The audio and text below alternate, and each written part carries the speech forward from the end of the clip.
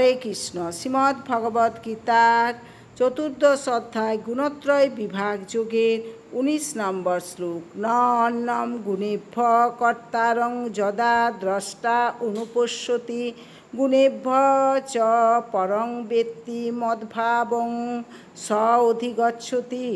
অনুবাদ: জীব যখন দর্শন করেন যে প্রকৃতির গুণসমূহ ব্যতীত কর্মে অন্য কোনো কর্তা নেই এবং জানতে পারেন যে পরমেশ্বর ভগবান এই সমস্ত গুণের অতীত, তখন তিনি আমার পরাপ্রকৃতি লাভ করেন।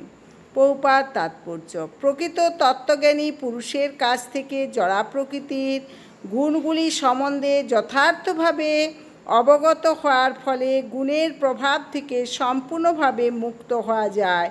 প্রকৃত গুরুদেব হচ্ছেন শ্রীকৃষ্ণ এবং এই দিব্যজ্ঞান তিনি অর্জুনকে দান করেছেন। তেমনি যারা সম্পূর্ণরূপে কৃষ্ণ ভাবনাময়, তাদের কাছ থেকে প্রকৃতির গুণের পরিপ্রেক্ষিতে কর্ম সম্বন্ধীয় এই